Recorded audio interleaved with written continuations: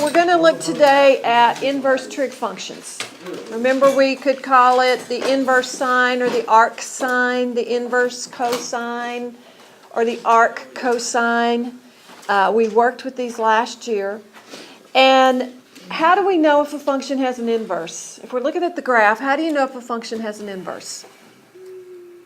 And what does that mean? Do what? Horizontal line test. What about the horizontal line test? Two points can't be on the same line.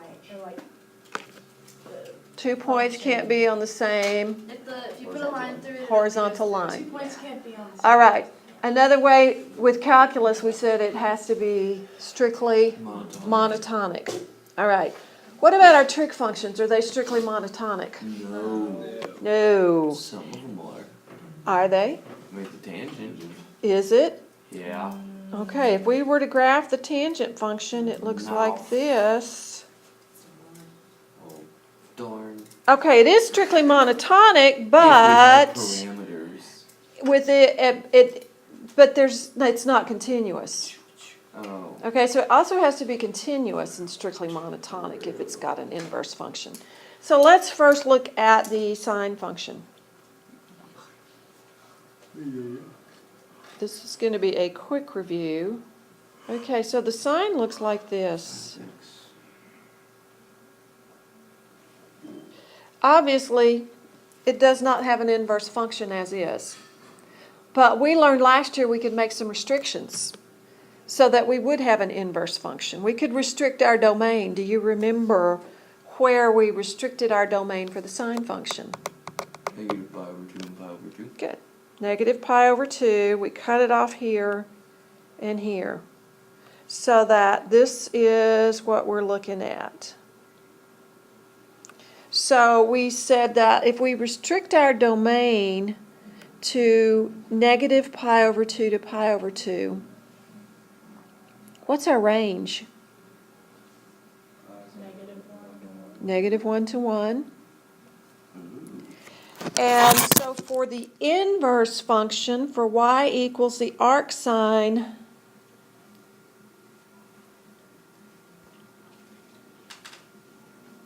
of x, the domain is negative 1 to 1, and the range is negative pi over 2 to pi over 2. Now last year we didn't talk about the inverse of the sine, but if we were going to have an inverse cosecant or arc cosecant, we would keep the same restrictions. Because if we were going to graph the cosecant, remember it would just look like this. That's all we would see of the cosecant. Or the arc. And that's not the graph of the arc cosecant, but that's all we would, if we, with that same restriction as the sine. Now let's look at the restriction for the cosine.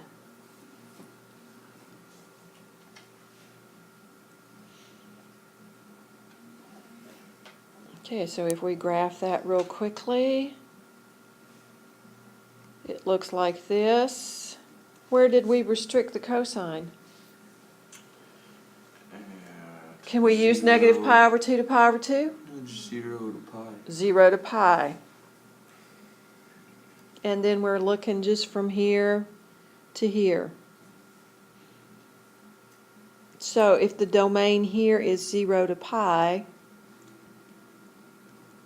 the range is still what? Yeah. For the inverse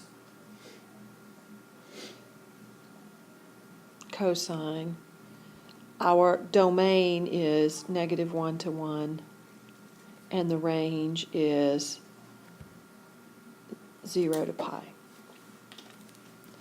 In fact, that's what the answers your calculator gives you. If you use the inverse function on your calculator, you're only going to get an answer, even though within a unit circle or within all 4 quadrants, there are 2 places where the cosine is positive. You're only going to get the first quadrant value on your calculator. You would have to figure out the second quadrant value.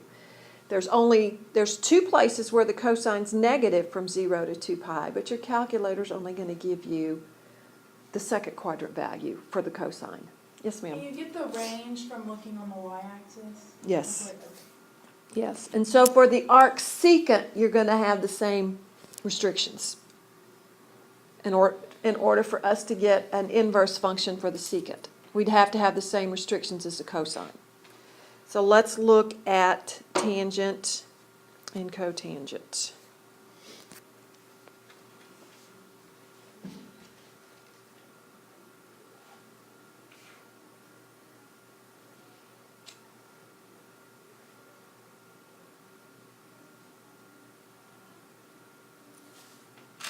Okay, here, and then it would repeat the process, and so on and so on and so on. So where do our restrictions need to be for the tangent to get an inverse function? Negative pi over 2 Negative pi over 2 to to pi. pi over 2. Now notice here we cannot include negative pi over 2 and pi over 2. Why not? It doesn't, those are vertical asymptotes. Those are vertical asymptotes, and so what does that mean? Like, it doesn't cross it. Undefined values. Yes. What's the range? Negative infinity to positive infinity. Negative infinity to positive infinity. So for the arctan, the domain, Negative infinity. yeah, they just switch places. And the range is only going to be between negative pi over 2 to pi over 2. So if you had a second quadrant angle and you plugged it into your calculator, it's going to give you a negative angle. So you'd have to manipulate that value to get the second quadrant angle. And then cotangent. We didn't talk about the cotangent last year, but let's see if we can figure out what a restriction would be on the cotangent.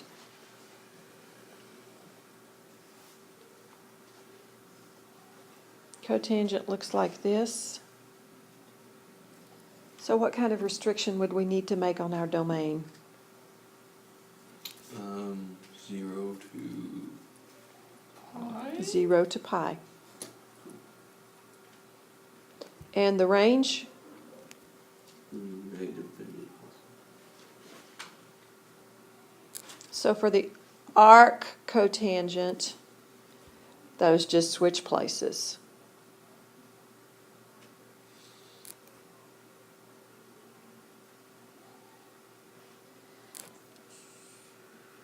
Right, if I have that the arc sine, I'm given the arc sine of negative 1/2. That means I want to know the angle whose sine is negative 1/2. In other words, if it's easier for you to think about it this way, you could rewrite it as the sine of theta equals negative 1/2. It's not necessary, but that's what you're trying to figure out. What angle has a sine of negative 1/2? And we're using radian measure, so this is one we should know. What angle has a sine of negative 1/2? Remember, our answer is going to be between negative pi over 2 and pi over 2, because Pi over 3. it's going to be between negative pi over 2 and pi over 2, because this is an inverse, and we had a, remember the range that we can get was the domain of the restriction. So we can only get an answer between negative pi over 2 and pi over 2. Negative pi over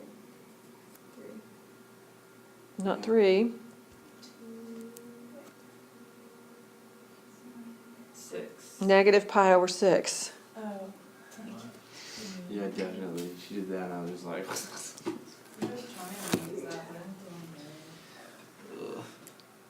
Arc cosine of 0. What angle has a cosine of 0 between 0 and pi?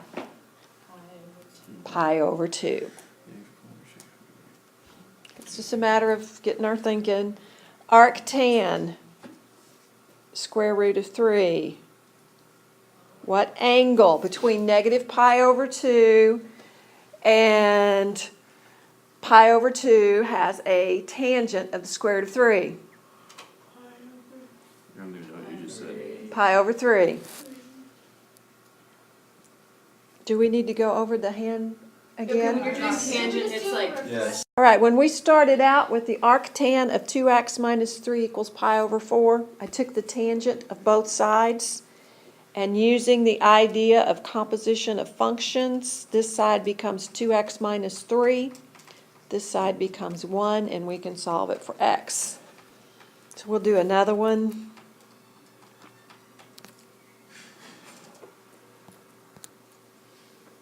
Arctan of 2x minus 5 equals negative 1. Again, the easiest way to do this is to take the tangent of both sides, because the tangent of the arctan in this case is going to be 2x minus 5. So I'm going to take the tangent of both sides.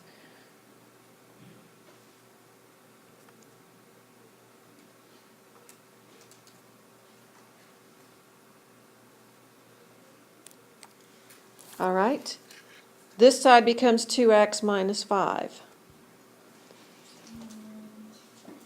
And this, we could go ahead, I'm just going to leave it as a tangent of negative 1 right here, because we don't want to use an approximation in something that we're going to keep using. So I'm going to leave it as an exact value until I get all the way to x equals.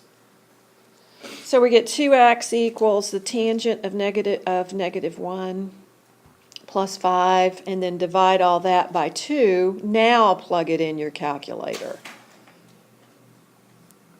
At 1.721. 1.721. All right, given that y equals the arc sine of x, and y is between 0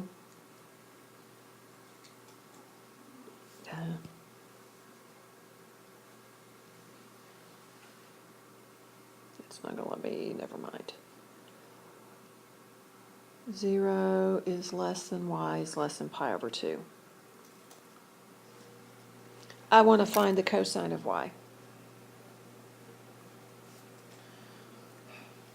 All right, so in this case, we know some right triangle identities. If I want to find the angle whose sine is x, this is what I'm looking for. First of all, I'm going to draw a triangle that this represents. Okay, so if this is theta, and the sine of theta is x, sine is opposite over hypotenuse. Can we find the adjacent side? How? Joe?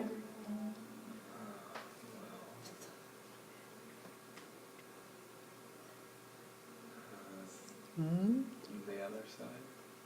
How do we find it? Yes, I know it's the other side, but how do we do it algebraically? Is it opposite over hypotenuse?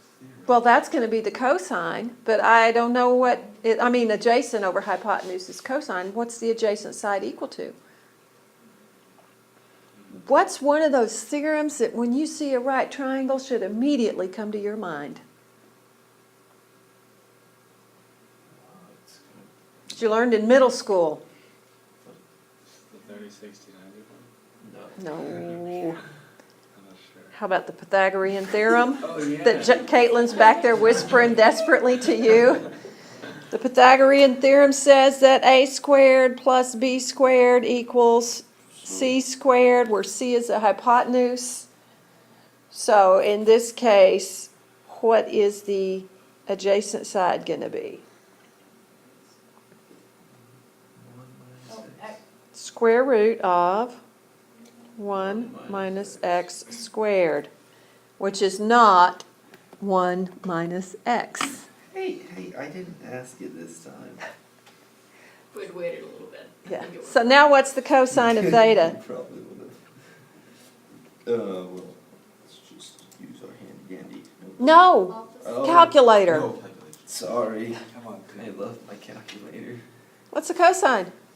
Math. Or in this, it asks us the cosine of y. Let me change that to a y Oh, to stay consistent. Cosine of y.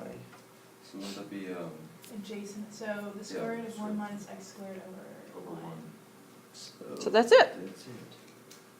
So on these, you just draw a right triangle. That's wonderful. SOHCAHTOA. All right, if we know that y equals the arc secant, square root of 5 over 2, I want to find the tangent Secant. of y. So the first step, draw a right triangle. Done. How do we get secant?